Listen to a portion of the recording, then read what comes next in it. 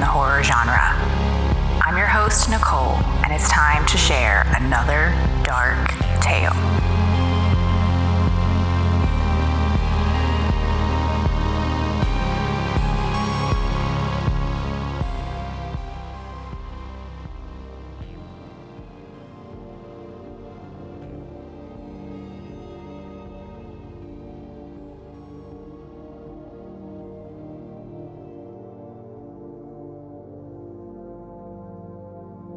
Hello, friends and weirdos, and welcome to a special bonus episode.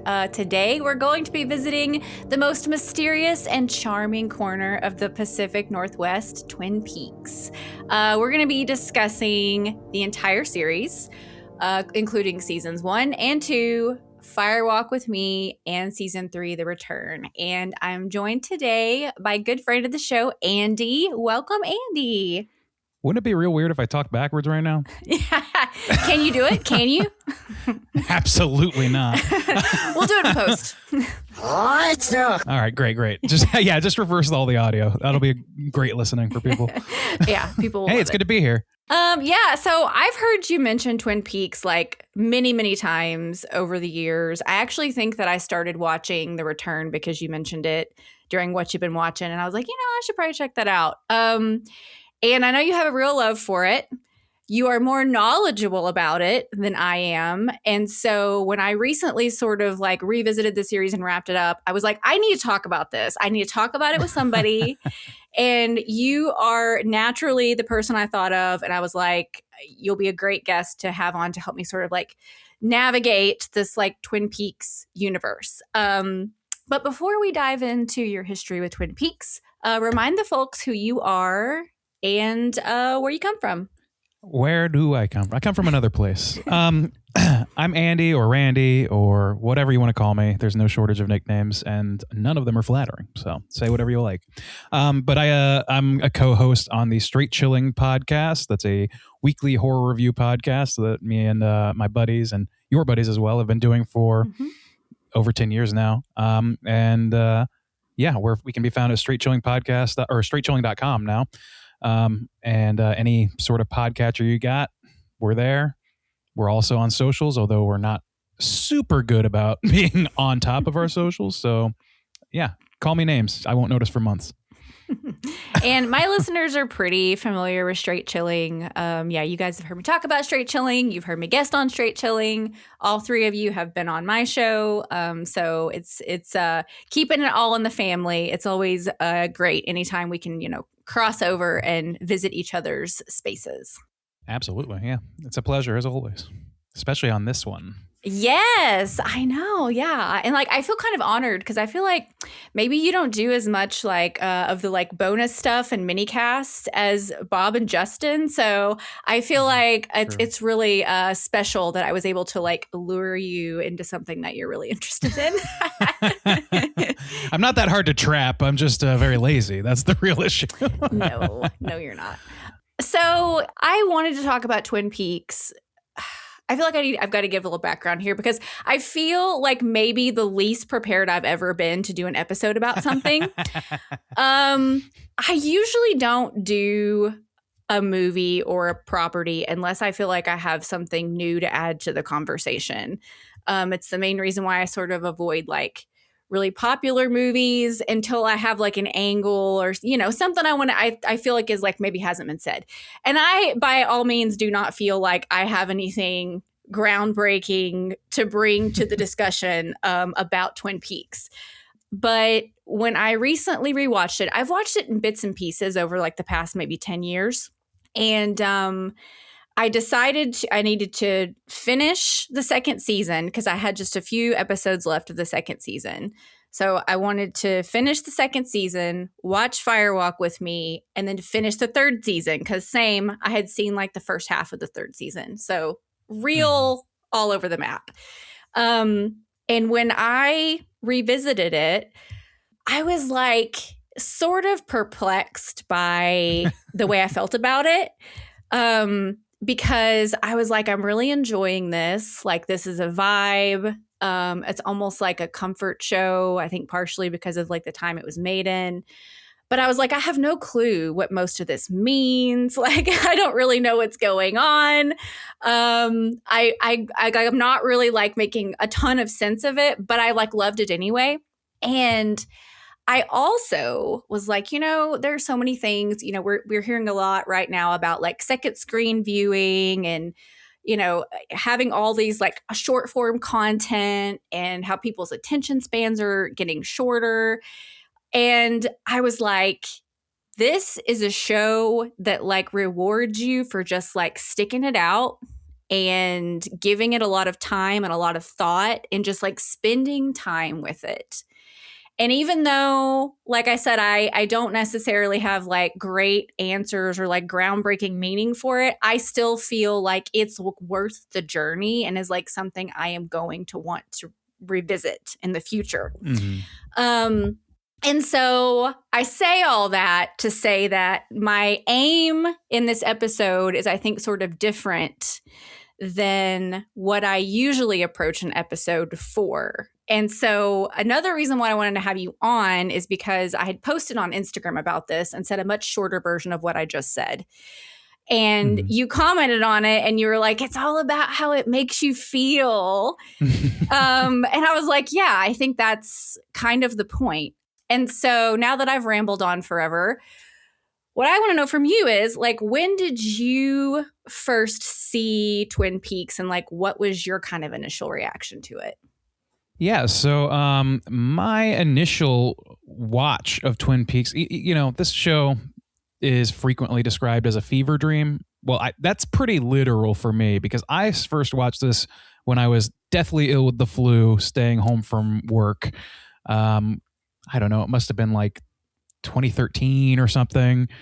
And so I watched through the entirety of season 1 in a day and a half or something like that while completely out of my mind sick. And it left an impression. It left a very strong impression. This is a kind of show that I knew by reputation as being like sort of a kernel for a lot of what we see as like, mystery based television now. It led to, X-Files, Lost, even things like Breaking Bad or whatever owe something to this because it's an outcropping of, So I just wanted to see where that bedrock was. And when I got to it, it was not what I expected. And it was completely engrossing to me. So I shot like a bullet through the entire first 2 seasons and really enjoyed those a whole lot. And right around the time that I was finishing that up, I did want to see Fire Walk With Me, but I hesitated on it because it had a reputation for being like a disappointment. And I was like, I don't know, returns, it's hard to do that. I don't know. Like, and I instead went on a journey just like looking at David Lynch's other stuff, which I still haven't, it's still an ongoing project. I haven't seen all of his stuff. But eventually I did get to Fire Walk With Me, adore it so much. And then, not too long after that, I started reading all the like companion novels and shit, like The Secret Diary of Laura Palmer, the tapes of Agent Cooper or something like that. I was just like voracious for this stuff. And then they announced season 3, and not just season 3, but like it's a limited event, 18 hours directed by David Lynch exclusively. That's more than his entire movie output. So like I was pretty psyched. So me and our once co-host on Straight Chilling, Cesar, we settled in and watched that entire run together when it was first airing on Showtime. And I actually have not visited specifically that entry until you requested that I come on here, because this whole thing, I love it so much, but it says a lot too that it is an undertaking. It feels like something that you have to mentally steel yourself for in some ways if you're going to really like do it. And it's hard not to do it front to back, at least for me, the completionist side of me. So yeah, that's more or less my my long-winded journey into Twin Peaks. And you've definitely done a deeper dive than me because, like you said, you've done all the little companion pieces and stuff. So, like, I haven't. Oh, I'm on the subreddit. Yeah, on the subreddit. Okay, well, I can't wait to talk for about my that. sins, for my sins. Yeah. But also I feel like there are gonna be things that like I have forgotten even happened that you remember well and know about. So apologies in advance if you mention something and I'm like, I don't remember that. Just like fill us in, because I'm sure the audience is probably going to be much in the same space. But yes, I'm glad to have all of your deep dive Twin Peaks nerdiness to take us on this journey. So I guess spoiler warning, I guess.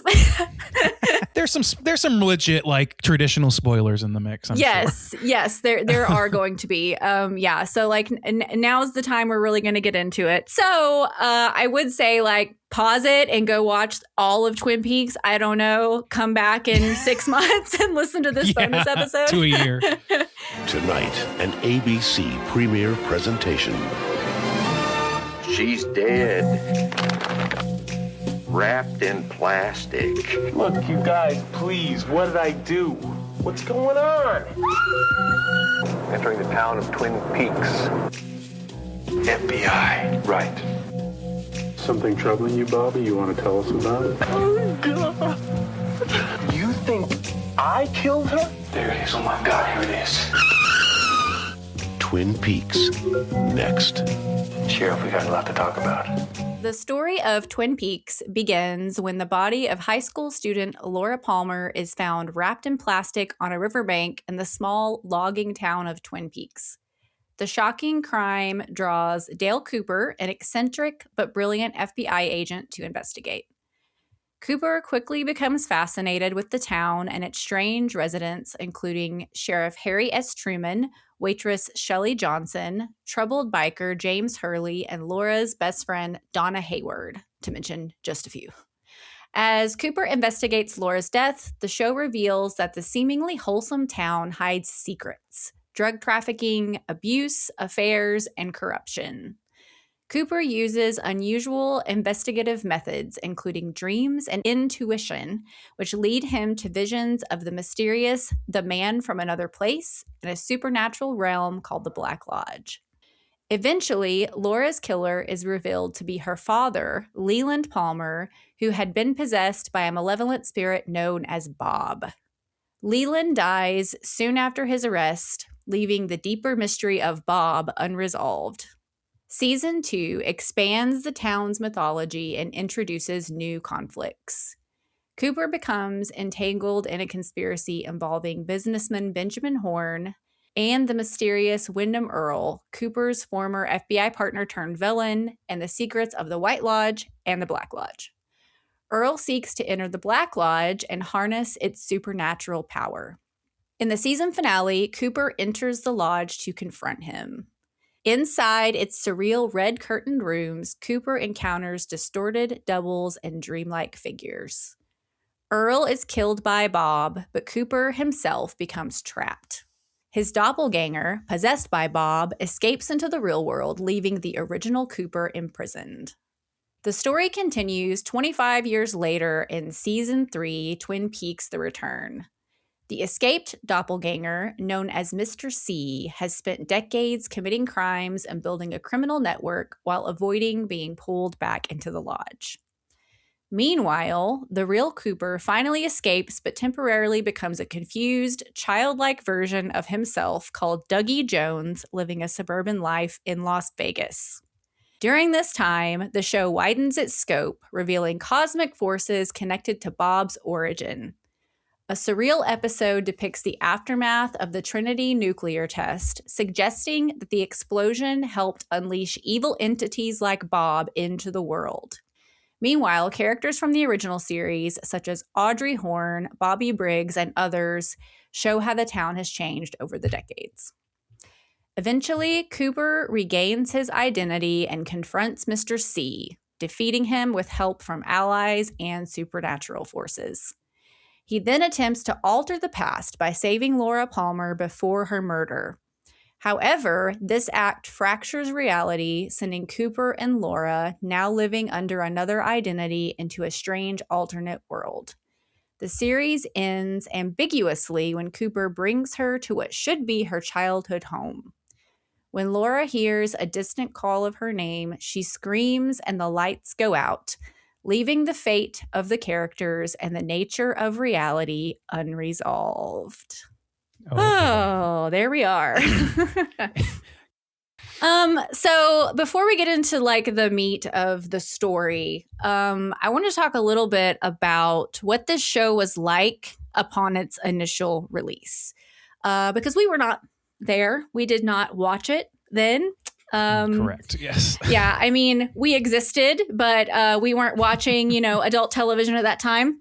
And so kind of like you mentioned earlier, I've always been aware of Twin Peaks. It's one of those things that just exists in pop culture. And most people are familiar with like the imagery and some of the quotes and stuff, even if they didn't watch it. And I find it really fascinating that this show was like such a big deal. When it was released in 1989, it premiered as a 2-hour movie. So the pilot's like an hour and a half. And so it was a 2-hour movie. And that 2-hour initial like pilot movie was like a huge success. And it gained traction with episode 2, which was like aired as like the regular TV show due to the water cooler effect. So apparently this was one of the first shows to be a water cooler show where like you had to watch it so you could talk about it with, all your friends and coworkers to like, talk about what happened this week on Twin Peaks. And I was also kind of interested to find that after the first kind of 2 episodes, after that viewership dropped a little bit because it aired at the same time as Cheers. And they were competing for the same audience. That's a mighty tall order at that time. Exactly. I mean, Cheers is like one of the most successful sitcoms ever. And so they eventually moved it to a different time slot so it wouldn't be competing with Cheers. And immediately the ratings went up again. So it really was like a juggernaut upon release. Of course, as is infamous, once season 2 came out, like ratings went way down once everybody figured out, who killed Laura Palmer, and the show gets kind of wonky and it was eventually canceled. However, during its 2 seasons, it received 18 Emmy nominations and it won Golden Globes for Best Drama TV Series, Best Actor for Kyle MacLachlan, and Best Supporting Actress for Piper Laurie. Piper, really? I didn't know that. Yeah, I was kind of surprised to see that too. I mean, there's a lot of great performances in this show, but it's just nuts to me that such a weird show, even got made for like primetime network TV, and at 2, people dug it. Like a lot of normies were watching this show. And I'm shocked. Yeah, no, it was a legitimate phenomenon. Like this is kind of like the birth of prestige television, not just water cooler television. Like this is so many things that we kind of take for granted as being like part of the TV experience, at least for a while there, comes out of this show. And like, I don't know, there's something about, this is just like the definition of a mold breaking piece of media. Where like at the time, like I couldn't tell you for sure what was on. Like like you said, we weren't watching adult television at the time, but like just from memory, I think like Dynasty was like a big show. Like things like that were pretty much straight soaps were a big deal. And this was not just like an auteur director coming in and doing crazy stuff. It was also like partially a direct commentary on that format. It was like a soap with extra wheels, like it had extra things going on. So yeah, like I think people were really intrigued. It just like, there's something about that first, and in the first, you said like the first episode or 2 or whatever is essentially a movie. In fact, in Europe, there is like an ending to that movie. You find out who killed Laura Palmer in 2 hours. But that was like a fail-safe demanded by the studio. And that's not something that obviously is canonical anymore, but they reused a lot of that stuff anyway. That Frank Silva as Bob, that largely was established at that, like he was the face of Bob. There was no like Leland situation happening. Oh, okay. In the original, at least not spoken anyway. So, yeah, all that said, like the mystery really grabbed people. The quality really grabbed people because it is clearly of a different caliber than it's not designed for act breaks like every other TV show was at the time. It wasn't designed to have that commercial break. It's designed to be a compelling story or to at least be compelling to watch. That is. So I don't know. And yeah, and season 2 is like infamous. I'm not going to break anybody's hearts by saying that like there's a real valley in season 2 in terms of the quality. And even that is of high quality compared to a lot of the stuff that was the majority of stuff that was on television at the time. So yeah, like it's integral to the history of television. And I don't think that we have the golden era of TV without it. I really don't. Yeah, I agree. And like I said, I really admire the creators, both David Lynch and Mark Frost, for taking such a big swing. And who knows if this is the case or not, but it really does feel like it's their unique vision. It doesn't feel like there's a lot of network interference happening here. Like I feel like, I mean, there is so much strangeness and so much, it's just so unique and original. It just doesn't feel like it was meddled with a whole lot, which I know in season 2 there was some meddling and that's why it gets a little shaky. But that first season especially feels so like special. Well, and the reason for that is because it got the reputation it got. It's like a overnight sensation. And before that overnight, it was just like the little show that got a chance. You know what I mean? The studio was not looking at it. CBS was not paying that close of attention to it. They were just like, all right, like maybe make it a movie just in case. Like they didn't have any faith in it. They did, because it was so different, and the way that David and Mark were talking about it at the time was so different. They like all the way down to the fact that David never intended to reveal who the killer was. Like this was not going to be your standard show. So when season 2 came around and the dollar signs started flying in and people were like having parties around Twin Peaks every week, the studio, they really, really had their eyes roll in the back of their head and decide they got to be involved with this. They got to put their finger on the scale a little bit. And a lot of things changed because of that. There was also turmoil behind the set a little bit. And David himself like kind of backed off for a while. And Mark Frost and, other, journeyman directors were taking the lead a lot more.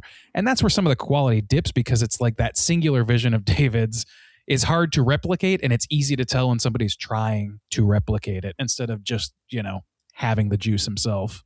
Yeah, definitely. So, as I said earlier, you mentioned that this show is all about how it makes you feel. And why do you think that perspective is important to a Twin Peaks viewing? I mean, a lot of it comes, that's not something that I knew intuitively going into this show, but it's something that you kind of pick up on and learn, because this thing is, this show can, for all, as much as I love it, it can be as frustrating as anything you've ever watched. If you're not in the mindset that this is just something that you're experiencing, you're letting it wash over you. That's the David Lynch move. You know what I mean? Like his whole ethos is centered around experience and feeling over, hard narrative and any of that stuff. Mark Frost was the crucial factor that helped introduce the hard narrative a little bit more in that first season, that made it even remotely something that somebody could cling to and call a story. You know what I mean? Yeah. So it's very important that Mark was involved. And I hate when people diminish his involvement, but it is largely like the fact that you want this to just wash over you and you just want to like experience it. That comes from David largely. And that's from his ethos that comes out of his transcendental meditation fixation and all that sort of thing. I don't know a lot about that, but I know that it's about just letting things, the world happen. You know what I mean? Clearing, it's like meditation based, obviously. So it's clearing your mind, doing all these sorts of things, and just allowing yourself to be part of the one of all things, So there's like some spirituality at the core of this, an unknowable spirituality that's really hard to put into words and certainly hard to put into a fucking TV show. Yeah. Unknowable spirituality is a great way to explain David Lynch. That's really well put. Best I can do. Yeah. Well, and he famously like won't talk about meaning in his projects. Oh yeah. Like there's the Hilarious famous one where he says Eraserhead is his most spiritual film, and the interviewer says, elaborate on that, and he says, no, Like, Yep. He says no a lot to interviewers, actually. Yeah. And I really admire that about him because he's said a lot, and this is just paraphrasing, but he has a lot to say about how it's really important for the viewer to glean their own understanding, and how he doesn't want to inflict any of like his thoughts onto that, because it's like this pure process of like you finding your own meaning in the story. And and I just think there's something like really beautiful about that, especially because as like artists and filmmakers and musicians, I think we'd like to talk about how we did it and what it means, you know. I mean, that's half of what podcasting is, right? Yeah. And so I find dissection it really is part of creation and part of yes. it's a huge, it's what we do as podcasters, like you said, but like it's a huge impulse. We want to dissect things or whatever. And when you are presented with something that can only be dissected so far, it can be really frustrating unless you are of the mindset that unless you're ready to accept a world where all the answers aren't there. Exactly. And that's a lot of what makes this show unpalatable to people, is an impatience for that. And it's hard to fault anybody for that, because most narrative, most like major media is not centered that way at all. That's what makes this so unique.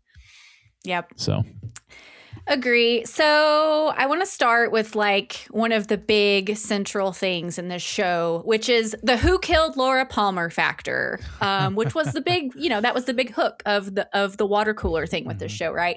And as you mentioned, David Lynch, originally, he didn't want to reveal her killer. He just didn't want it to be about that.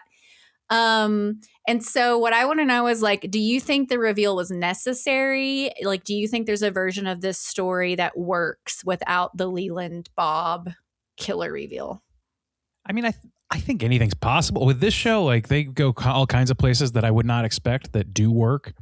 I am glad that they do that, because for my money, the core emotional thing in this that I hang my hat on in this whole franchise is Laura and basically her torment. Like the Fire Walk With Me is my favorite entry into the Twin Peaks oeuvre. It's I know. I don't even know how that's pronounced. But anyway, like I really like thinking about what it is to be put through hell and to come out the other side, like to be strong enough to withstand that, and to be rewarded with nothing but like an end. You know what I mean? There's something really tragically beautiful about her story in particular.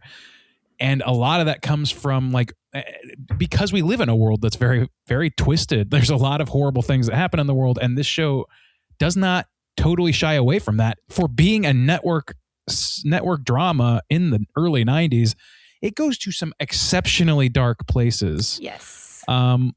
And that only grows over time. I just really love like the dark aspects of the show. I'm a horror guy. We're horror people. So the horror is what draws me in. And there's a lot of like true horror that comes with the actuality of what is happening to Laura insofar as we get it. So I don't know. I'm of two minds about it. Like, yes, I think David could have done all kinds of things, but I also think the show was floundering for not doing that. I think they could have gone through. I think it should have pushed it to the end of season 2 at least, so that we didn't have to have like a surrogate mystery in there of Wyndham Earl, which was fine, but it turned a play on a soap opera into a more traditional like nighttime soap opera, and it kind of lost some of its edge because of that, because Leland became known and all that stuff. So yeah, I would love to have. I mean, the reveal that it's her father is like quite shocking and very appropriate, I think, for the story. So I do love that. If they gave us the killer, I feel like it's a really satisfying answer. And okay, so let's go ahead and talk about Fire Walk With Me since you mentioned it. Sure. Because I've always heard mixed things about it. Like I sort of avoided it because I just kind of always heard like it wasn't very good. And so I went in with like, I guess kind of low expectations. But like you said, I found myself really enjoying following Laura because we don't get a lot of her in the series. It's all about her, but we don't get to spend a lot of time with her per se. And so being able to just follow her around was really interesting and like very devastating. And like the tone of it is so much darker. And partially because it's not on TV, it's a film, it's an R-rated film. So we really get to like delve into all of her sort of like seedy doings, if you will. I think it gives me like even like a bigger, sympathy for her and a bigger sort of understanding of her. So yeah, tell me more about what you love about Fire Walk with Me. Why is it your favorite entry? I mean, it has a lot to do with what you just said. Like just like the final acts of somebody desperately trying to avoid the hidden tortures of her own life, things that she can't and won't and is afraid to talk to others about. Literally, like, I don't know, like I would also, just as a side note, The Secret Diary of Laura Palmer, which is written by Jennifer Lynch, David's daughter, was a tie-in novel that is like her secret diary minus the pages that are ripped out or whatever. And it's not like the books, the side books or whatever, they're never totally canonical or anything like that. They come from Jennifer Lynch, not David or Mark. She was given free reign, but it's an interesting perspective on this same thing. And I think that like on Laura's last days, basically on Laura's entire journey up to this point. And it's like, it's so tragic and it's so heartrending. And it's clear that this is somebody that is involved with some truly heinous stuff as a coping mechanism for the most heinous thing that you can imagine. And that's what's so compelling about her as a character. But the thing about that movie is that I think that most people were just frustrated because of the cadence switch. Like it's so not the comforting Twin Peaks that we know. It is so much more like you spend an entire like 45 minutes to an hour not seeing almost any characters that you know, especially not Dale. Dale is barely involved. Barely He's in a couple scenes. And you instead are following, I can't remember the actor's name. Chris Isaac. Gosh, Chris Isaac. Yes, you're following Chris Isaac and Sam Stanley, whatever Kiefer Sutherland. Kiefer, thank you. My God. You're following them around a lot. They're in like a twisted dark mirror version of Twin Peaks trying to solve the Teresa Banks murder and you get a lot of Black Lodge stuff. It is more of like continuing the last 2 episodes of season 2, which are David Lynch straight out of his brain as well. Like it's more a continuation of that than it is trying to recapture the feeling. And that is like why The Return feels like it does. Anyway, all that to say, like, I love that too. Like it does not allow you to reverse course and just dwell in nostalgia. There are so many properties, so many shows that do that, and to mixed results, sometimes great results, sometimes bad.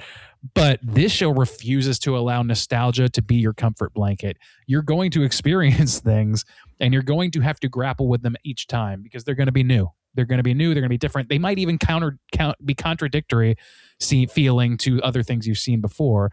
But at the core, that is the dichotomy of the world, the schism of good things versus bad versus like all that is truly at the center of everything here, because this is a show about oneness and about how we contain multitudes and all those sorts of things. So to me, it's like the darker you go, the lighter it can become, not to be too on the nose with the podcast name, but yeah, no, I think that's beautiful.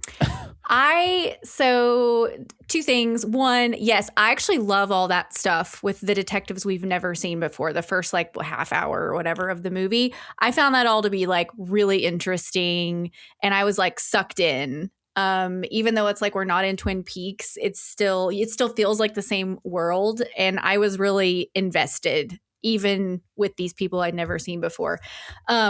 And then 2, to the point you just made, I think that is what is so interesting about Twin Peaks and David Lynch's work in general, is that there's this beautiful sort of small town, white picket fence, American dream. And then there's all this just heinous stuff happening below the surface.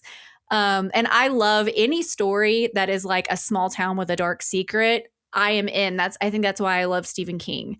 And David Lynch is a master of that. And I think we also, with David Lynch, it feels like he has a love for Americana and all this like simple beauty. Like he truly loves it, but he's not afraid to expose the other side of it and tell the truth about the other side of it as well, which I think is really at play in Firewalk with me. He can go as dark as he wants. I think even, and it's not even that he can, it's that he must. Like I think I don't know. I'm extrapolating what I think, but like to me, it's like I feel like in order to have a bright light like a Dale Cooper character who's just like this effervescent, boyish, like curious and kind person, you have to have a darkness as well. And within every person, all that exists. Within every story, on some level or another, all that exists.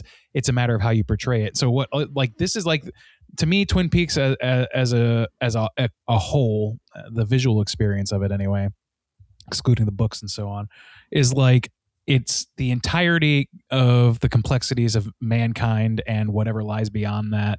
The dark, the light, the funny, the stupid, the brilliant, the conniving, all those, every adjective exists under this umbrella, but it is all filtered through the brain of a dude who's obsessed with 50s doo-wop and fucking breakfast foods and Cherry coffee pie. and cigarettes. Yeah, like, and so like it just has this, whether like he's trying to like express something large, but inevitably it also comes back to him as a person, him as a writer, at least in its conception and then in its continuation later on. When he's not there, there's a palpable difference. When he is not as in the driver's seat in season 2 and the studios interfering and all this stuff, there is a palpable difference in the feeling of the show because it is trying to filter it through a tulpa of David instead of David himself.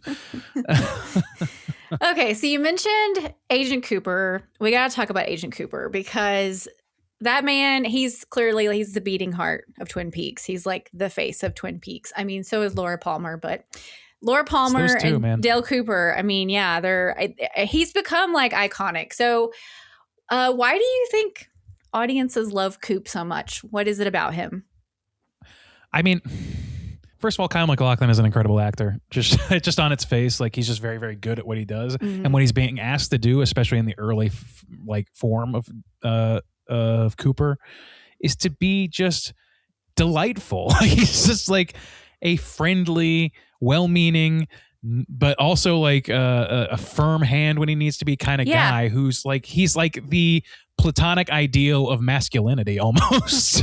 I think it's just hard not to like him because he is going out there. He's doing what you wish everybody in law enforcement, he's what you want them to all be: curious, empathetic, hard-nosed when they have to be, and yet also like just curious and like wanting to understand things about the world, especially in a mystery show.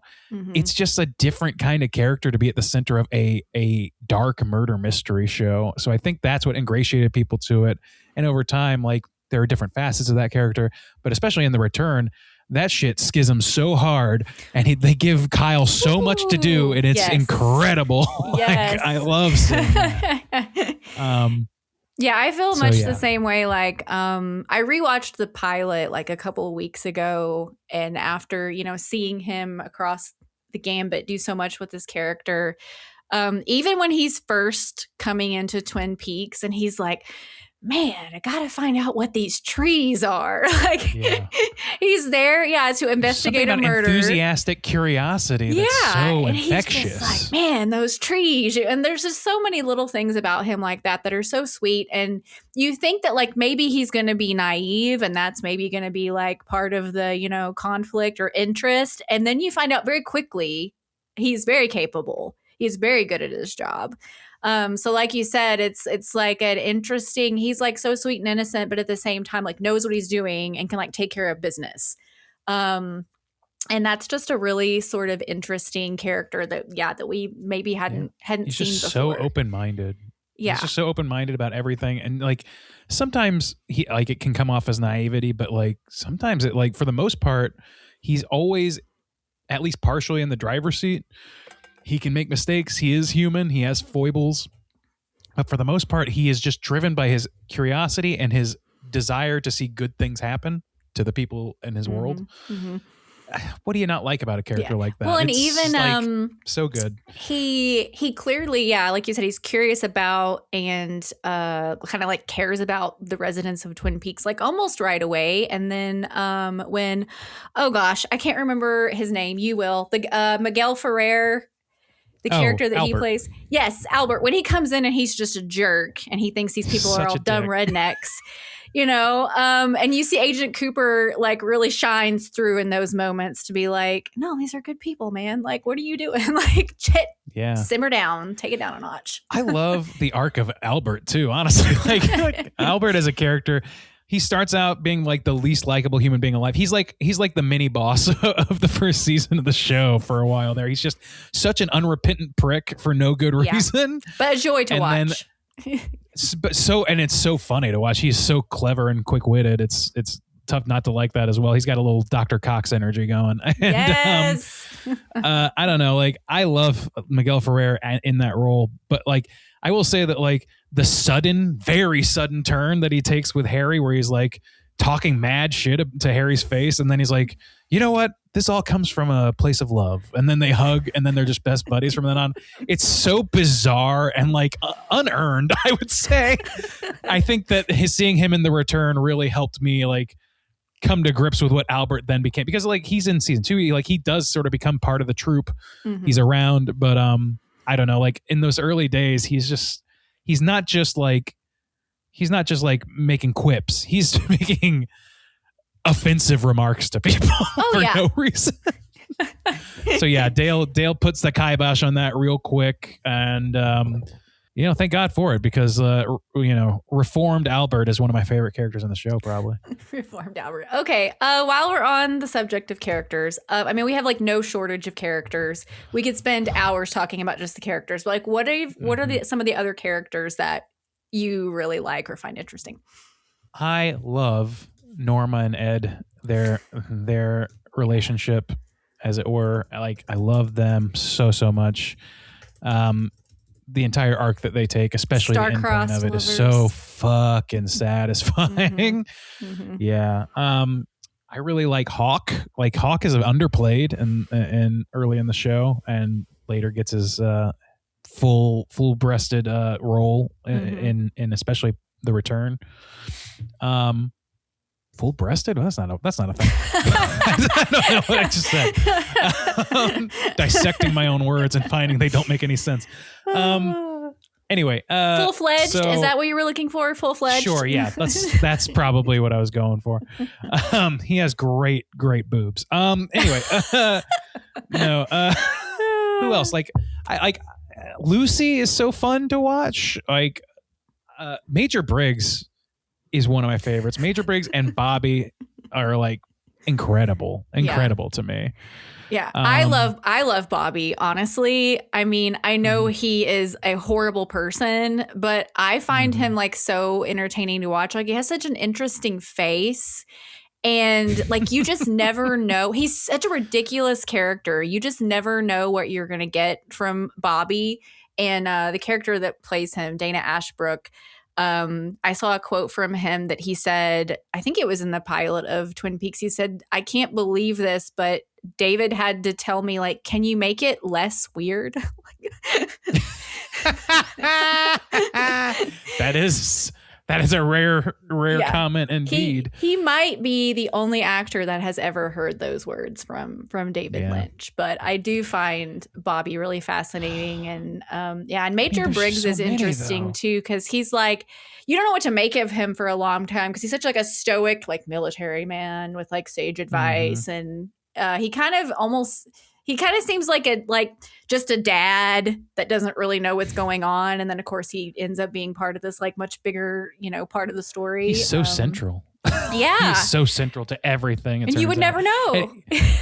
You know what's interesting about that character? I don't remember where I heard this exactly, but in some like behind the scenes thing or whatever, it was said that David was being interviewed about the show after season 1, and somebody described Major Briggs as just a stuffed shirt who doesn't know anything or whatever. And he was like, no, Major, he's a very spiritual man. And I think that was like truly like the turning point for how he was written, is like, no, Major Briggs, he is a spiritual guy. And we're going to show you that.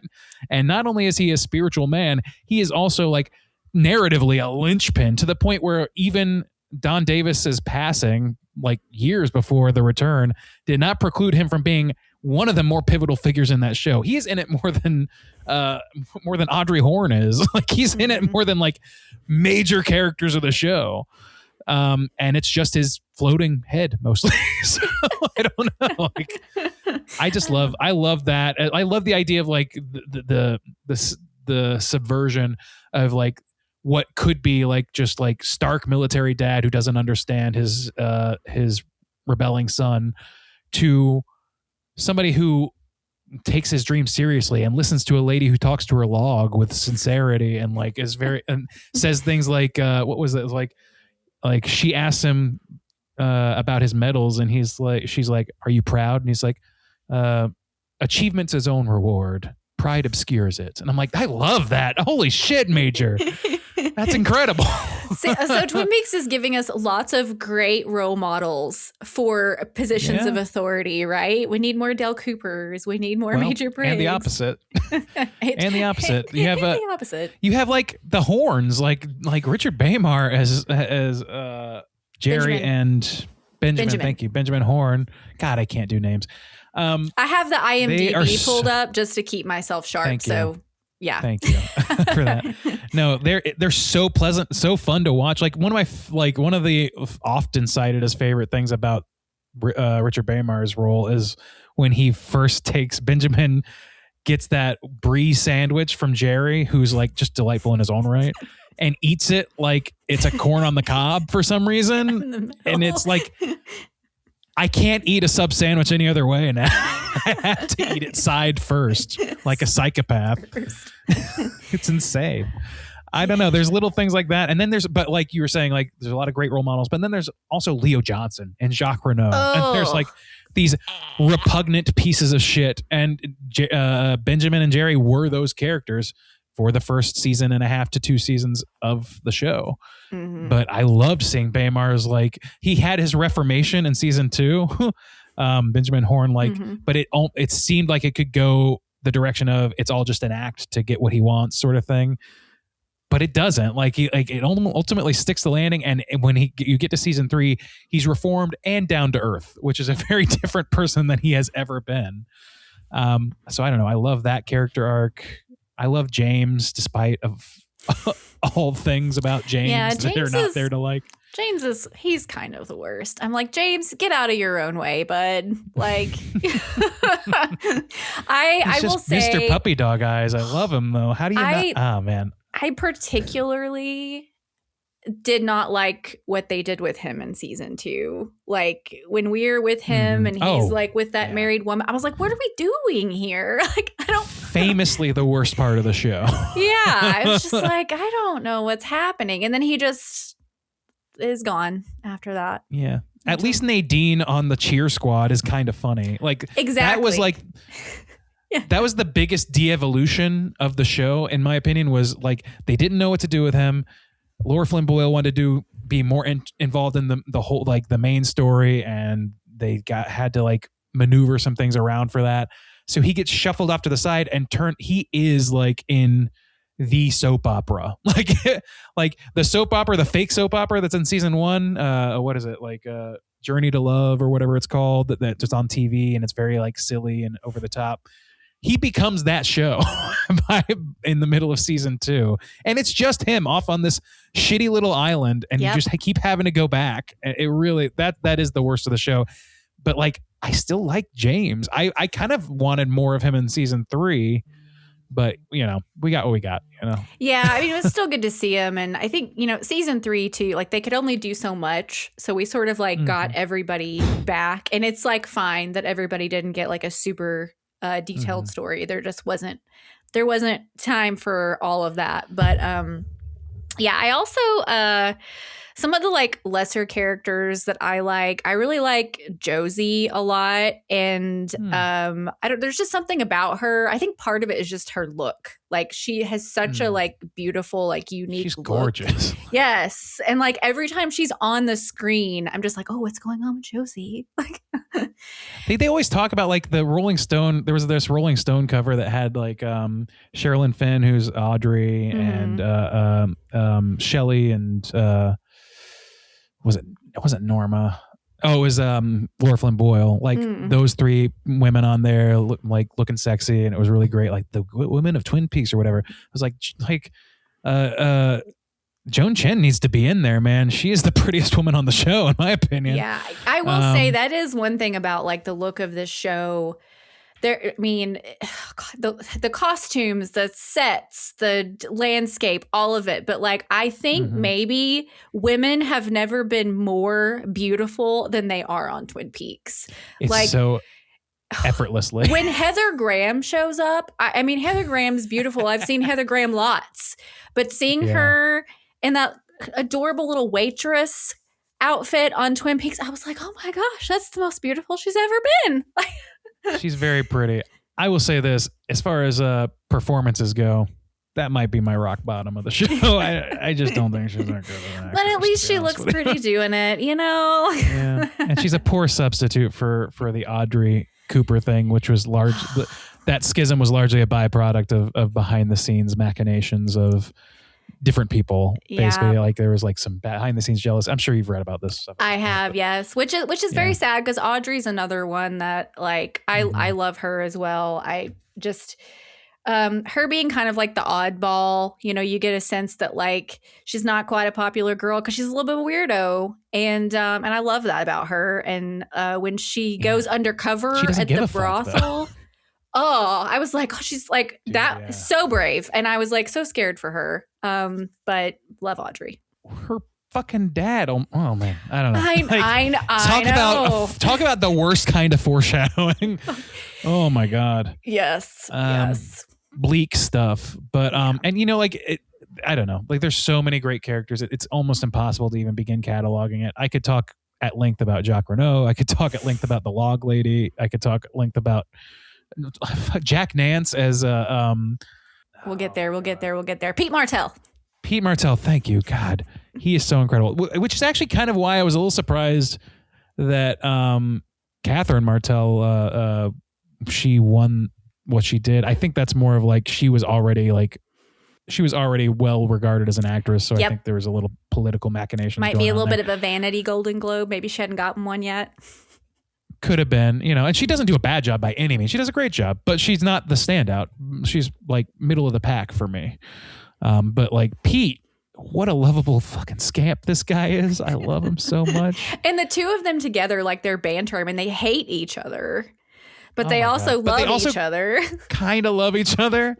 Yeah. The dualities, man. This show is all about dualities. Yep.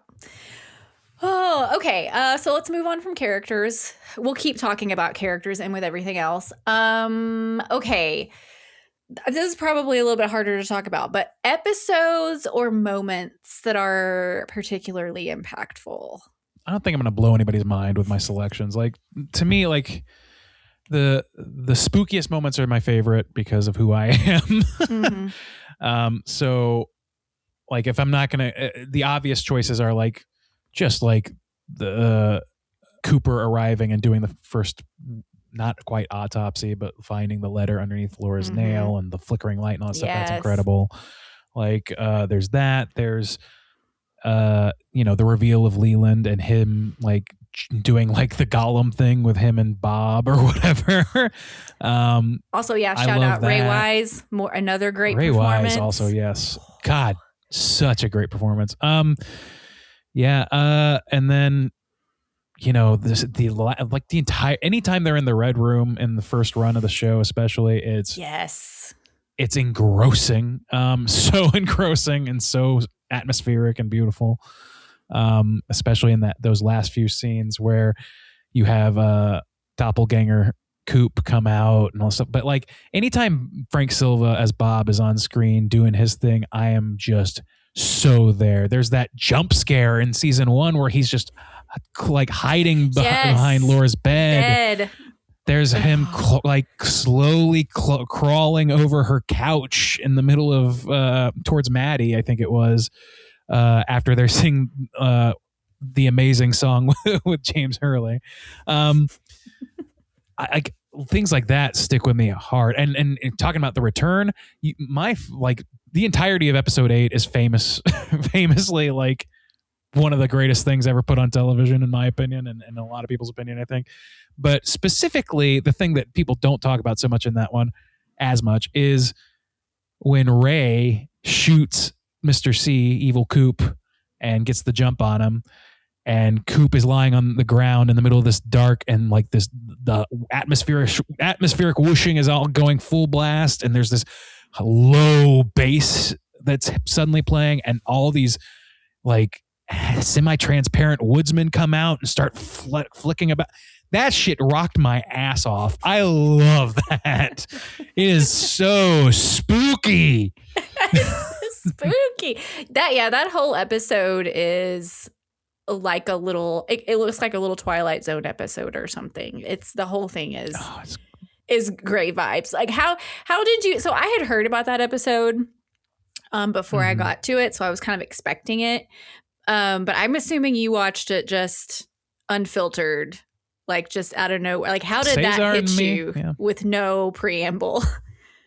Oh my God, dude. Like, well, because the thing is, like, the first time, especially the first time watching season 3, there's a lot of expectations. There's a lot of, I like intentionally went in there being like, okay, it's not smart to have like strong expectations for what this is going to be. Mm-hmm. So whatever happens is going to happen. Try and roll with it. It's still a little frustrating because I can't, like everybody, I just wanted Dougie to come out of his coma and be Cooper again. I wanted more of the Twin Peaks score. I wanted more Angelo Badalamenti and the music and that sort of thing. See more of actual Twin Peaks. Mm-hmm. It's very withholding. You get to, and then all of a sudden you get to episode 8, and it's just like this. I'm sitting there with Cesar, like in my then place in Jacksonville, just watching this thing unfold, and it is like, it just knocks my ass in the dirt, dude. It is so good. It is so like mouth hanging open the entire episode. It is so like, it is like, as much as I wanted answers for things, every single question that suddenly got presented to me was like the most like amazing thing that could have happened. Like by the time episode 8 ended, I was like, you can make 300 episodes of this. I'd watch each one of them. And then like, it was the same. It was when the woodsmen go to the radio tower, or go to the radio station and say that poem. Like, just the woodsmen in general, dude, are incredible in season 3, and they are heavily featured in that episode. This is the water, and this is the well. So I don't know. My experience watching it was just like shock, awe, and complete and utter smitten admiration for it. It is so different than everything else that precedes it. The show like proved to me that it could not only surprise me, but blow my fucking brain. Like I was completely on fire because of that episode. And like when you watched it, did you have any ideas about how this connects to the rest of the Twin Peaks story at all? Or were you like, I have no idea?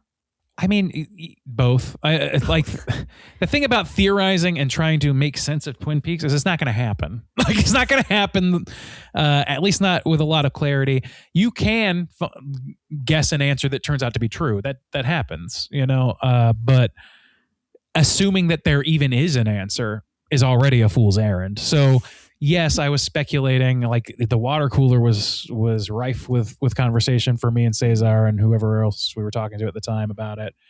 And yeah, I don't know if I have like a ton. Like there's a lot of theorizing that the bug creature at the end, that the little girl that swallows the bug creature is Sarah Palmer, and that she's been carrying some sort of byproduct of the evil Judy entity in her for her entire life, essentially. Yeah. And I don't know what to make of that. Like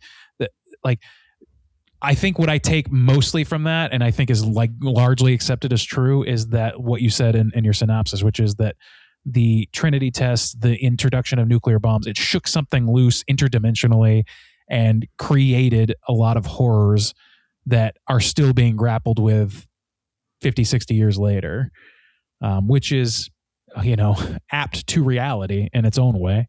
Yeah.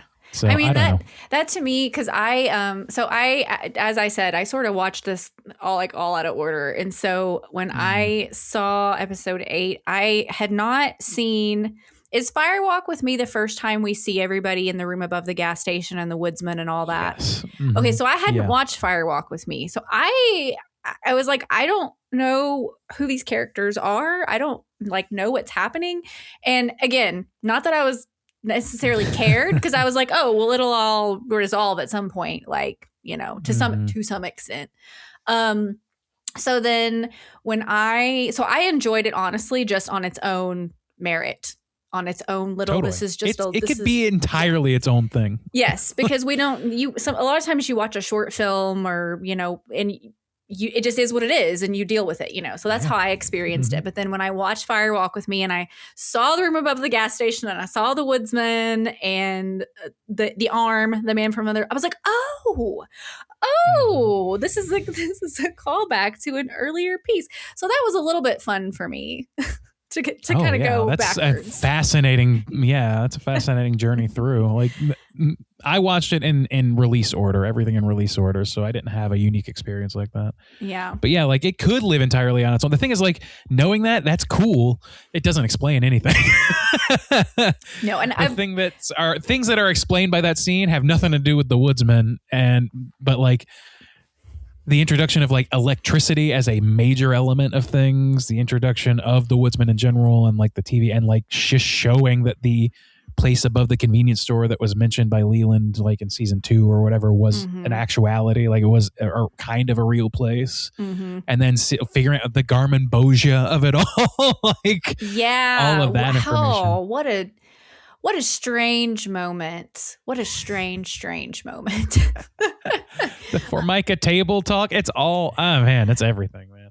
Okay, so we can go two different ways here. We can keep talking about season 3, or we can continue talking about weird moments. Which, choose your own adventure, Randy. To talk about season 3 is to talk about weird moments. All right, let's do it. I kind of feel like we just keep doing that. Yeah, let's just keep talking about season 3. And the great thing about season... Oh, I'm sorry, go ahead. No, okay, go ahead. yeah, let me give my framing question here. So, do you think it works well as a conclusion to this story? And we'll talk about the end kind of separately. So maybe don't quite go into all the end yet. And also, the big question for me is, WTF, Dougie? What's going on with Dougie? Is it satisfying as an end? There's two answers to that. As what is likely the last major piece of Twin Peaks media, I'm satisfied with what we received. As the end of a narrative, no, it's not satisfying, because I don't think David believes in endings. I don't think that the show itself is designed around endings. It's designed around continuation. And that is what reality is. So I just think of it that way, where it's it ends on a big cliffhanger, just like season 2, just like season 1. It ends with a whole 12 paradigm shifts within a single hour of television. It's crazy what happens in the last 2 episodes of that season. They do kind of a traditional ending, and then there's a weird superimposed Dale Cooper face speaking in slow motion over the top of it. And then we're going to speak to a tea kettle named Philip Jeffries. We're doing all kinds of things. And then we're going back. It is satisfying to finally, in the entirety of season 3, finally see Dale literally inserted into a scene from Fire Walk with Me with Cheryl Lee and with, not Bobby, James. Yes. James. Yes. It's James. It's James. I was like, there's so many people. Which one? But the way it's shot is so beautiful. The way it suddenly does intertwine very directly with the previous things, and it's touching the bone of the structure, which they just, especially in season 3, avoid at all costs. It's very much about what lies on this branch or that branch, and just letting the branches end and then going back to the closer to the trunk, but you never get too close to the trunk until those last few episodes. So yes, there is an arc, there is a story to point to, there is comprehensible things that happen narratively. As far as a satisfying ending, though, I don't know if you can characterize it as an ending. I don't think it wants to be characterized as an ending. So I don't know. But what about you? What do you think about that? I mean, I thought that, like, you know, the season as a whole was a pretty great wrap up. I think for being, you know, 25 years later, I think most people were kind of like, most of our characters were in a pretty like appropriate place, and it was really nice to revisit them. Like we mentioned earlier, characters like James, we're not with them a lot, but we're with them enough, you know. It's kind of like going to a high school still reunion, breaking hearts, and you know, yep, still seeking out inappropriate relationships, but you know, whatever, man. Man can't be stopped. I, for the most part, I mean, probably like everybody, I mean, I loved it when we were in Twin Peaks, and I loved it when we were with people we knew. Again, it was very beautiful, so well done. Loved being at the police station with all of our old friends. Loved Gordon Cole and Tammy. I liked that we got kind of, you know, a new member of the team and Tammy. I liked all that stuff, but all of the Las Vegas Dougie stuff was so hard for me. And that's what I like quit watching it. And I didn't quit watching it like, oh, I'm quitting watching this. I just finished an episode, and then like 2 years went by, and I was like, oh, I never finished that. You know what I'm saying? Yeah. It was just real hard for me. Yeah. And I was like, I was really trying, you know. I just like wasn't invested in it. I didn't understand it. I didn't enjoy being with Dougie, although his like sort of like, you know, bumbling idiot thing is charming in its own way, and his little families are charming in their own way. But I really, really struggled with that. And I was like, I think this could have been like maybe 10 episodes instead of 18, and maybe we could have just done without Dougie. Man, I don't know. I can understand that point of view. The thing is, like, this show, it's very withholding, and like I said, it's very frustrating if what you're looking for is like revisiting your characters or whatever. Which, you know, we all wanted that. We all wanted to see what Bobby's up to or whatever. Like, we all want to see where Sherilyn Fenn was. But for it to like just outright deny us that is very frustrating. The first time, I will say that like I was more frustrated the first time I watched season 3 than when I rewatched it for this, because I knew exactly when Dale became Dale again, and when Dougie becomes Dale. But I like, because of that, because it was like I'm not waiting on bated breath for something that's not coming. I really enjoyed Dougie. I loved it. I was like. It's just like, it's interesting that like Dale, even in his like most dumbed down, barely capable of speech form, is such a bright light and such a positive influence on the world, just innately, just so positive to the world. Like, he's Mr. Jackpots. Like, I don't know, man. Like, he turns everybody on his side that can be, for the most part. Like the Mitchum brothers, I hated them the first time I watched the show. I was like, man, what the fuck? Jim Belushi, what are we doing? I love them in this show. Like, they become like just as sweet as anybody else has ever been on the show because of the influence of Dougie's character. And I think that's like kind of part of what they're saying with this thing is like Dale, the spirit, the true spirit, the core of Dale Cooper has been absent for 25 years. Even and Laura, obviously, even longer than that. The bright spots, the saving graces of humanity are absent, and it's created like this extremely dark world where people are like, every self-interested person that you met in season 1 and 2 is like compounded times 3. You've got Ike the Spike, the dude who just goes in and murders people in their fucking places of business. You've got what is it, like Jennifer Jason Leigh and Tim Roth's characters as like the most heartless hitmen imaginable. I forgot about them. Yeah. Dude, like, it's crazy. And even the Mitchum brothers kind of seem like they're doing that, But then they kind of come around because of the influence of Dougie. Janie E is like a materialistic person who is like clearly put up with a lot of shit from Tulpa Dougie, the Dougie that existed that was not the real Dale. I don't know. Like, I really love watching that all play out the second time around, especially. The first time around, I really wanted the coffee to break him out of it. I really wanted the pie to break him out of it. I really wanted... And then the thing that got him was Gordon Cole of all things. And then so self-immolation and an electrical socket. Like somehow that did the trick. And he knew it, and he just knew it would. He just innately knew. He's just that good. I don't know. I love Dougie a lot more now than I did before. But even back in the day, I was like, I found him funny. Like watching Dougie learn how to piss is one of the funniest things that's happened on the show.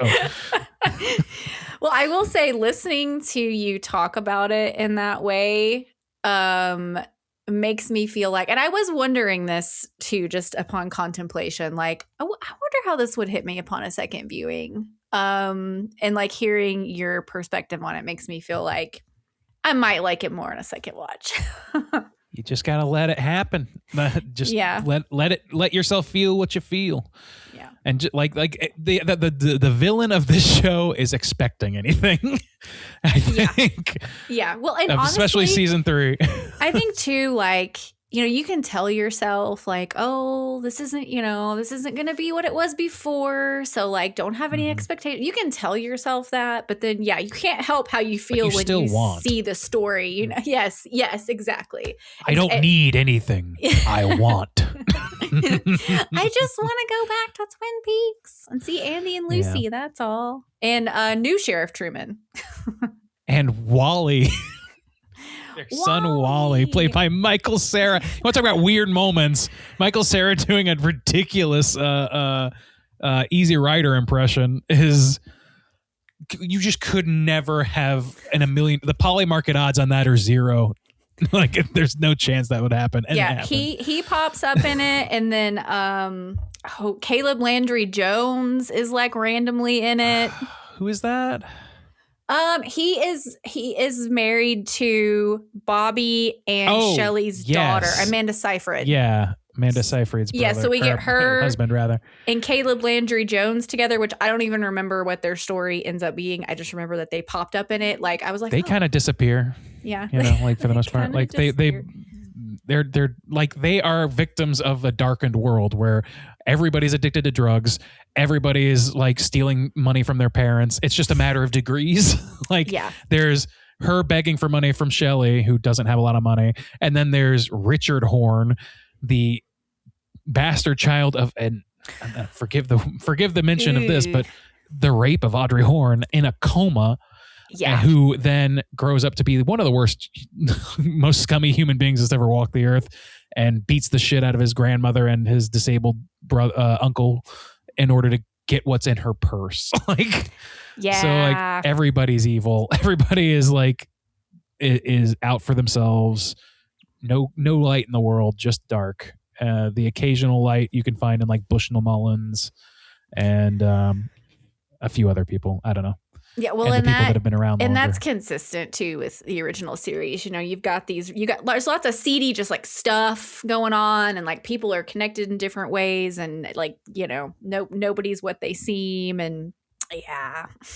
Man, it's just so fascinating. Okay. Anything else in season 3 you want to talk about before we talk about the final scene? Don't ask me that, because I'll talk for another 3 hours. Well, I don't want to skip anything important. I don't know. I think like the overall themes I've already kind of that I draw out of it, I kind of covered. Okay. So I don't know. I just love it. I think I will say this actually. One more thing about season 3 is that it's crazy. They got so much of the original cast back. They got Catherine Coulson. They got Sherilyn Fenn. They got all these people, and so many of them like Miguel Ferrer. Not Sherilyn Fenn, but Miguel Ferrer, Catherine Coulson. I don't know, a lot of these characters, a lot of these actors passed like within a year of the release of this show. And it's like almost in its own way kind of like sad and spooky that's the case. This was especially like Catherine Coulson's like, what she was like put everything she had left in it, I think, to be in this show. And every time she's on screen, it's just completely heartbreaking and beautiful. And I don't know. We even get to revisit Jack Nance, who had passed away at that point. Like, we get to see Joan Chen, even though she's not passed or anything, but like we get to see, like, we get some of those nostalgic beats, and a lot of them are centered around characters, or actors rather, that are on their way out. And now David himself, Gordon, was such like the whole series, the whole season 3 is like almost like him revisiting his own career, his own life as an artist. So many things in this show in season 3 are references or callbacks or associated in some way with works completely unrelated to Twin Peaks, but related to David. So I find that really fascinating. Was this the last thing he did? A swan song. Did it's the last major thing he did. I don't think he did anything else after this. There was always talks about more. Not Warren, excuse me. Warren Frost was another one. Dr. Hayward, he showed up for, like, I think he filmed like a month or two before he passed. But anyway, all that said, like, yeah, I think that the Mark Frost has recently said, "Oh, I don't count anything out," but I think it's done. Like, yeah. I mean, honestly, I mean, I don't think I would want more. Like, I think we're good. And which, if you want more, and if you want Mark Frost's more, you can read the Secret History of Twin Peaks and the Final Dossier, the 2 tie-in books from the Showtime series, both of which I like quite a lot, but they're very different in tone. And I think like there was a very clear separation of power there, where David has gone on record as saying something like, that's his history of Twin Peaks. This is my history of Twin Peaks. And like, for most people, I think the visual medium that David's telling is the one that's most compelling, and that's true of me too. But there's something really great about those books as well, in my opinion. They're a lot more like X-Filesy. Well, say no more. So if you like that sort of thing, it's also like it's presented, at least the first one is presented as like, oh, this is a dossier put together by a mystery person, and it's being reviewed by an FBI agent who's a mystery, and you find out who those people are as they go. So there's little notations. It's like, it's a meta narrative in its own way. I don't know if meta narrative is the right word, but I think you understand what I mean. Yes. So there is more to be had, folks, if you're not satisfied by the time we get to end of season 3. So let's talk about the end of season 3, specifically the final scene. This is, again, maybe not a good question, but what do you think it means? And this can dovetail also into like bigger theories. Like, do we have any like bigger like Reddit theories that we like? I don't have a great command of all the theories that are out there. There's a lot, and there's a lot of them that are like clearly have risen to the top for most people or whatever. And I'm sure those are the ones that I am able to conjure now. But I found the ending like very confounding. It was confounding. It was kind of terrifying. It was just so strange. And like, the thing is, like, that makes perfect sense in not making a lot of sense for this show. It made perfect sense to do it that way. But like, yeah, as far as theories that I have or have heard or thought about, I think that like my initial reaction was, and maybe still is, that Dale going back into the past to try and like prevent Laura's death and prevent all these horrible things from happening was ultimately misguided, well-meaning but misguided. That it goes back to like, you can't have the light without the dark, right? You can't have light without shadow, right? So to try and extract this heinous act of evil around which so many things pivoted and so many things, blossomed out of and rotted out of, is not truly possible. The universe just sort of removes her from that situation, alters reality around an entire new paradigm that allows that darkness to still be there, but it's an entirely new form that's like, you're starting from ground zero almost of trying to understand it. So like, yeah, somebody else owns the house, and the actor in that scene that owns the house is the owner of the actual the house. Homeowner. You know, like, so there's like meta stuff happening. Like, yeah. So like, I don't know, there's theories that like that is supposed to be our world because it feels slightly more realistic. Like even when he's like in that diner or whatever, Yeah. Judy's diner, like even Coop feels more like grizzled, more like he feels less boyish and he feels less like himself. He just he feels more like a regular dude, just a regular more like dude. a Richard, shall we say. And I don't know. So like there's theories that like that is them like basically breaking into our world somehow. The thing about it though is like the fireman, all the forces of good, they intentionally led everything to that point. Laura disappearing with that weird squelchy sound, that's foreshadowed in the first scene of the show. Like all driving 430 miles out into whatever, like the number 430, Richard and Linda, all that stuff is premeditated in the first episode of the show. So them winding up there and having Laura scream and having Dale ask, what year is it? That's part of the plan somehow. And I don't know. So like that kind of, I don't know. I don't know that I have a very firm grasp of what that could mean other than like that feeling that things continue, whether or not we're watching this show, the world continues, the characters continue, and the the spiritual realm that has been sending them on this journey continues to grapple and continues to push and pull, and the world is at its whim. So I don't know. There's no firm answers. Never a firm answer. Oh. What about you? Do you have any thoughts? I mean, when I first watched it and I saw like there were like 3 minutes left or something in the episode and they were like just getting to Twin Peaks and like to her house, I was like It's happening. Yeah, I was like, it's happening and it's gonna be ambiguous and I'm kind of here for it. And I really loved it, honestly. Like my gut reaction to it was like, yes.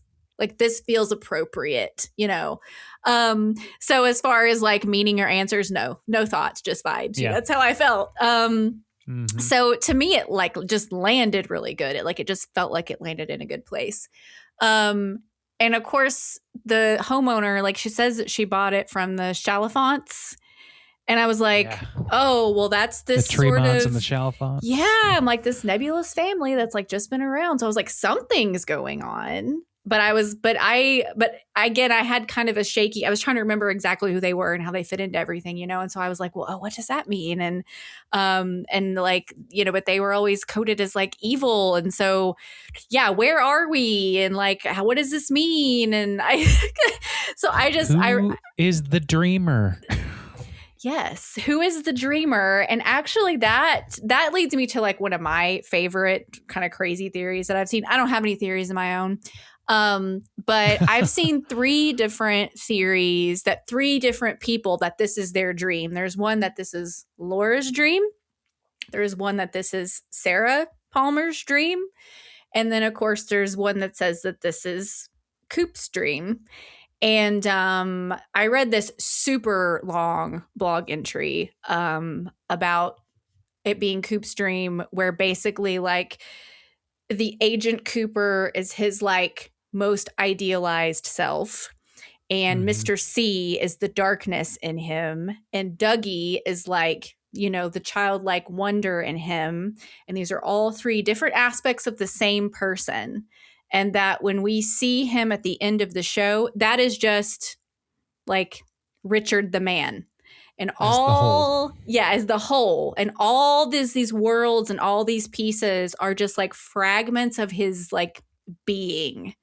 And that Dale Cooper is like the man he wants to be, but he also has a Dougie inside him and he also has a Mr. C inside him.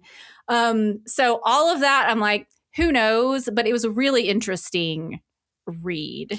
And I felt like I'm like it kind, because like you said, once he wakes up from his like night with Diane, quote unquote, everything feels more grounded and more just real after that. He just sort of feels like a regular dude.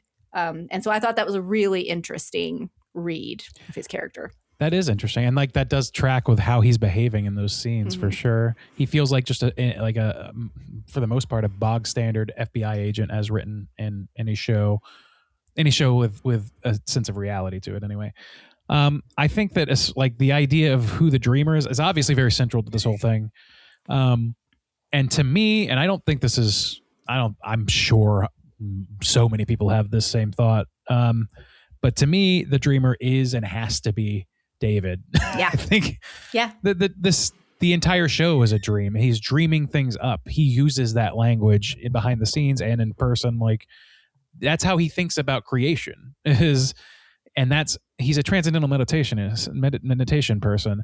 Dreams are a byproduct of self, and self is a byproduct of a whole. So like there's some sort of like, I think that when they say this, we exist in a dream, this is all a dream, all that stuff, I think that's referring to the act of creation and the act of David creating specifically. That's the way he's writing it and perceiving it, and we're getting a glimpse into a man's dreams. That's what I kind of see this as.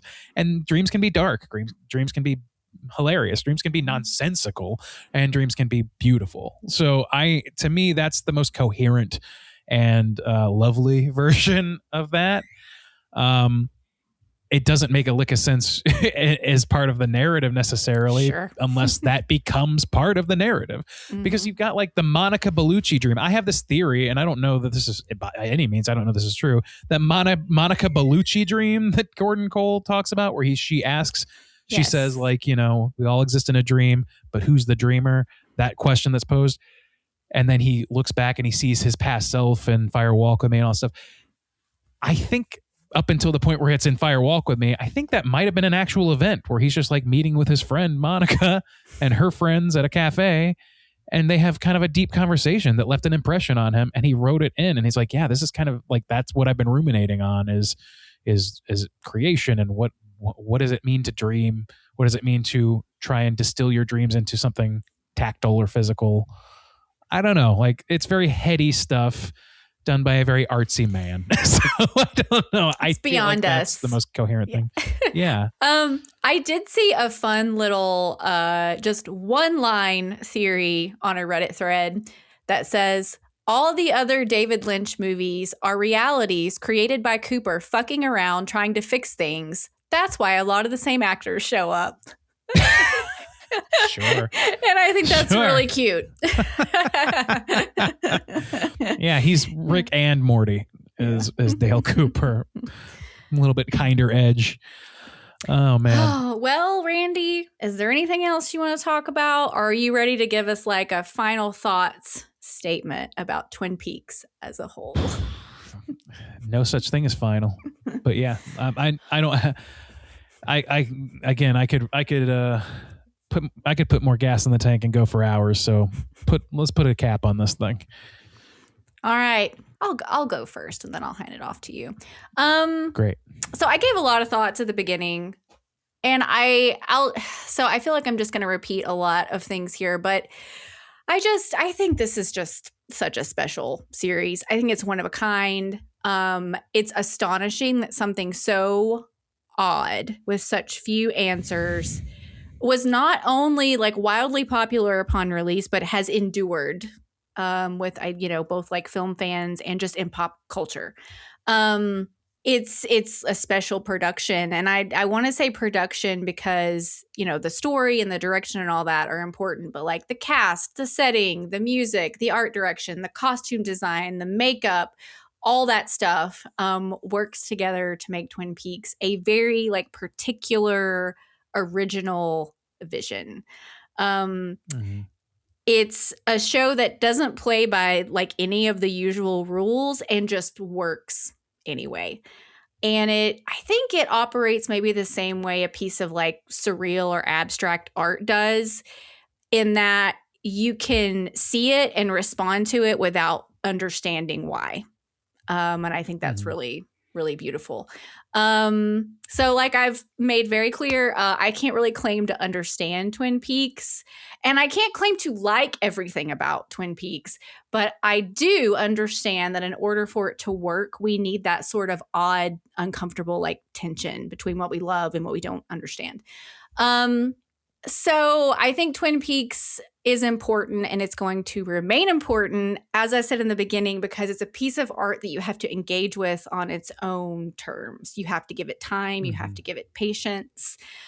And in a world now where we have these like second screens and 90-second reels and all of that, a challenging work like Twin Peaks is going to continue to be important, maybe even more so because we're used to so much short form content. But I think if you give it the time and you go on the journey, I think it will be important and rewarding. I couldn't say it better myself. Yeah. Like really, like, I don't know I don't know a great way to sum this up, but like, I think you did a pretty good job.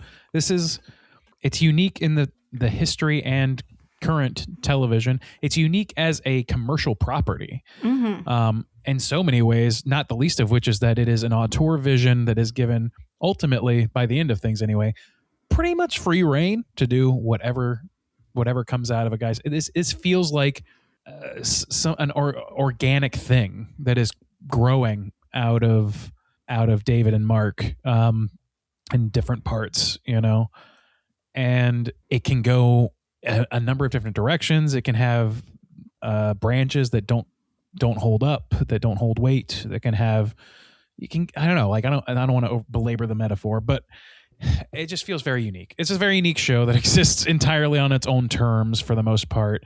And the fact that it was a huge deal in its early run, especially, allowed it to do things that probably will never happen in a television show again, at least to this sort of budget, to this sort of like big scale, to this sort of like cultural resonance. There's YouTube channels and shit like that. We're in an age of content, where like watching somebody else's stuff and then saying, "Oh wow, that's crazy," is what people are spending their time doing. It's good to have things that not just broke the mold in their own time, but like you said, still exist today and are still challenging, and we're allowed to re-challenge people. We're allowed to readdress what the mold is now, or address like violence on television, and address like nostalgia, and you can't go back again sort of thinking, like big concepts with no clear-cut answers. That is not what sells, and every studio executive knows that. So we're just not going to see shows like this really ever. I just don't think that's going to happen.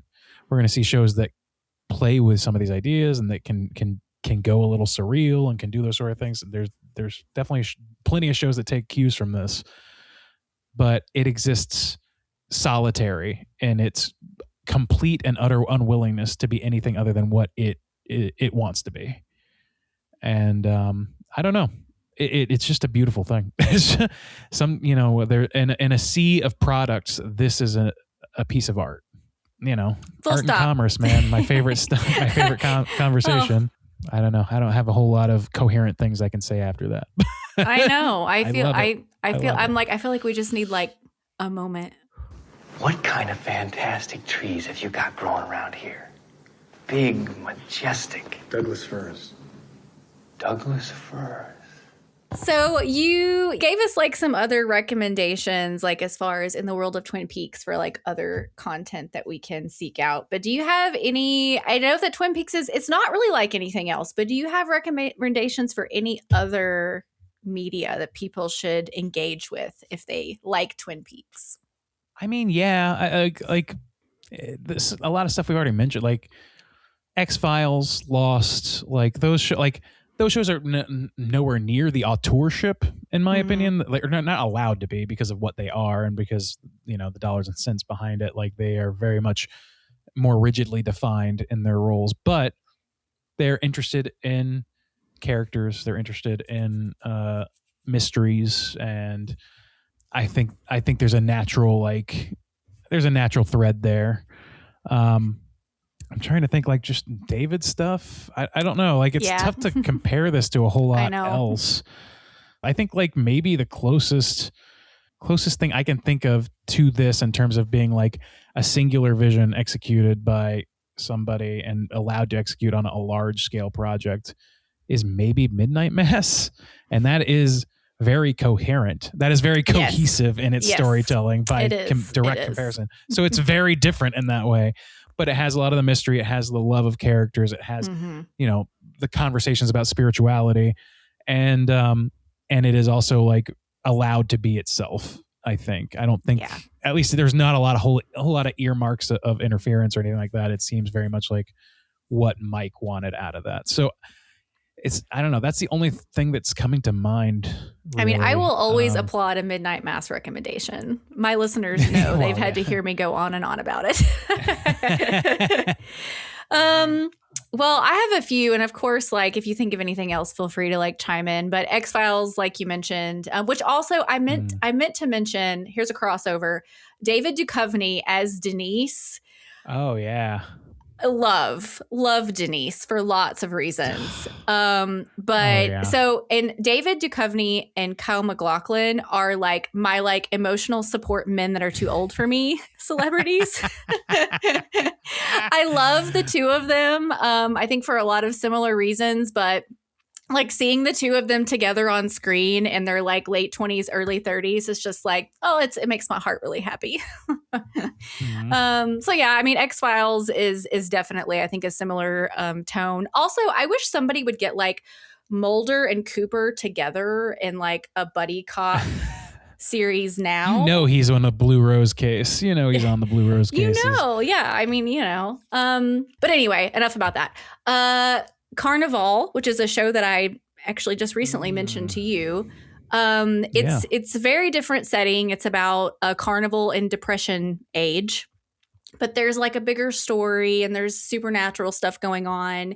And the man from another place, the little man, he's in it. He's one of the main characters in it. His name is Samson and he runs the carnival.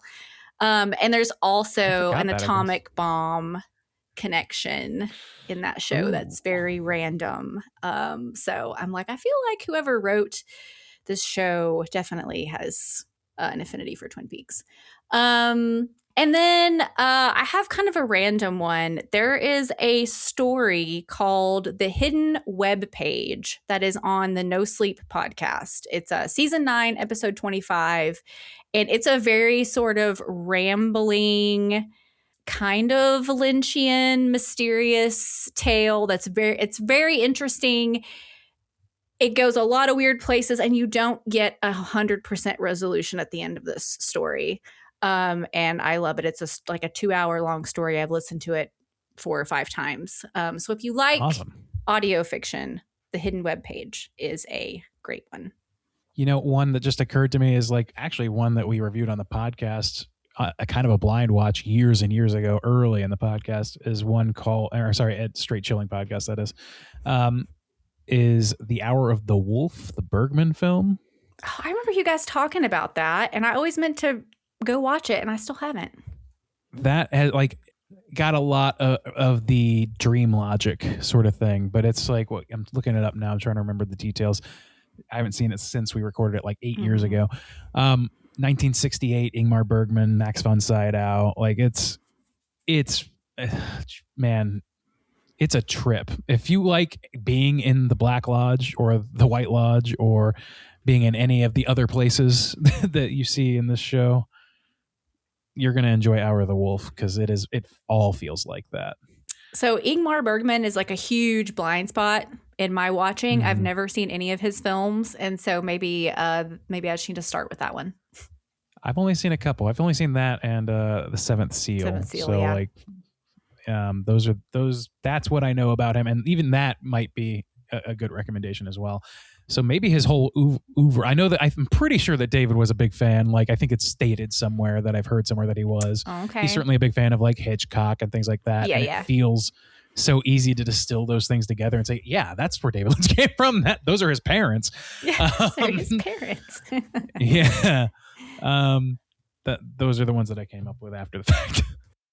Well, I think we did it, Randy. I think we did I it. think we did it. It's been really fun. As much as it can be done. As much as it can be done. Yeah. Like I said, there are people out there who are probably smarter and have, maybe more interesting things to say. But I have just been obsessed and fascinated and perplexed by this property. And I just had to talk about it. So thank you for coming on and talking about it with me. And remind the folks again where they can find you. Yeah, thanks for having me, for sure. If you want to revisit this topic any other time, happy to. I'm with a Straight Chilling Podcast, weekly horror movie reviews. Be fair warned that if you thought I was cursing a lot in this, I curse way more in that. It's a very crass show filled with very silly half commentary from half-brained dudes. So we love it, though. We love doing it. Join us. Yeah. Straight Chilling Podcast. If you search it on Google, you're going to find us right away. Yep. If you are looking for a horror review show, definitely Straight Chilling. I've been listening to you guys for over 10 years, I guess. It's been about 10 years. You were our first guest. Yeah, but you are too humble. You guys do a great show. You hear this about podcasts. We're like, oh, it feels like you're sitting around with your friends. Like it really does. You guys have been doing it. You are our so friends. Long. Yeah, I know. Well, we have become IRL friends. Like It's the great thing about the internet age that we live in. There are pros and cons. This is definitely one of the pros. You get to connect with people from disparate places you would never meet. And I'm really thankful that you guys are still doing it. I know it's a huge undertaking to show up every week for 10 years and rarely take a break.